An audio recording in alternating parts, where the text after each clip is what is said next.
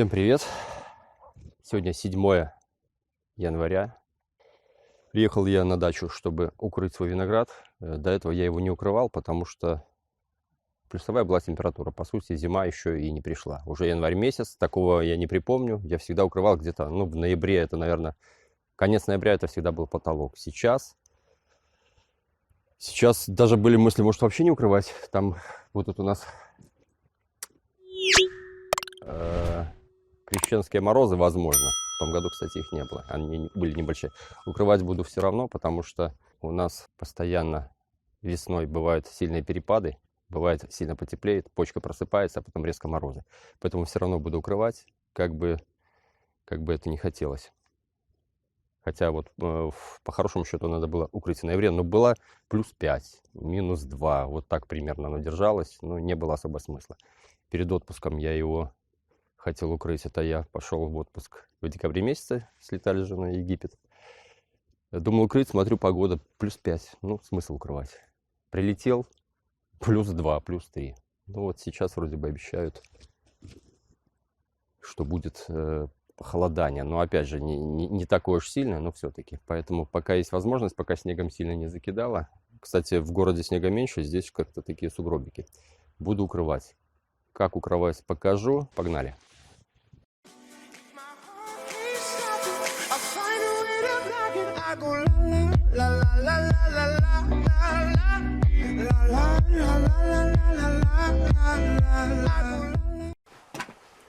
Вот последний раз я здесь был в ноябре месяце, подготовил укрытие.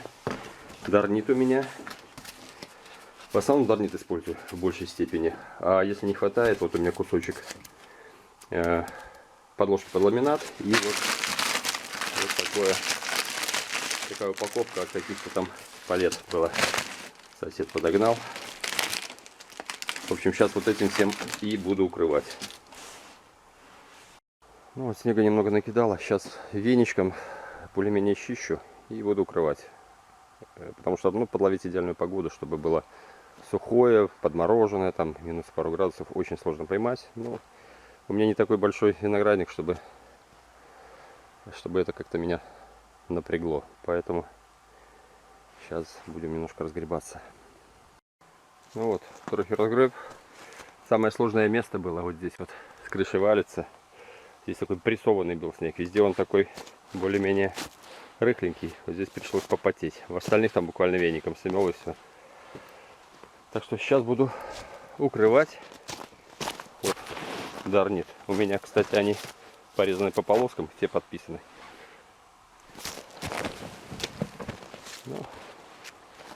Сейчас мы это дело будем побыструхе укрывать. И прищипывать будем вот этими прищепочками. Землей в Беларуси никто не укрывает.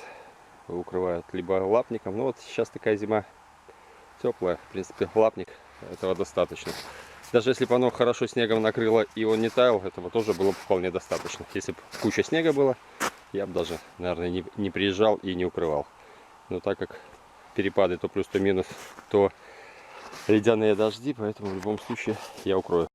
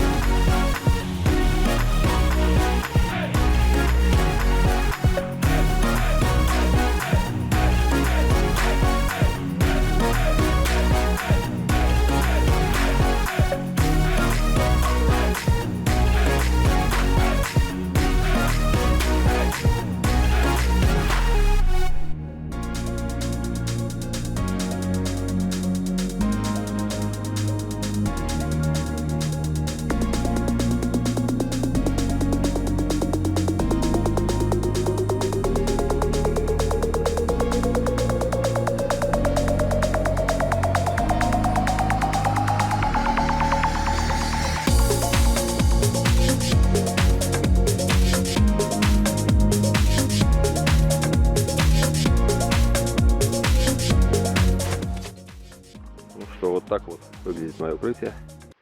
С этой стороны я укрепил, когда с крыши будет падать, чтобы не проломало многолетнюю древесину. Такое уже бывало. Поэтому я каждый год эту сторону укрепляю. В общем, так оно выглядит. Сухое укрытие дарнитом или геотекстиль. Нетканый иглопробивной, по-моему, называется еще. Но здесь куска не хватило, я тут такой пленочкой, типа как из-под сахара что-то такое прикрыл. Вот. Весь рядок. Там у меня дырка, там у меня альфа корчуется, там не было смысла.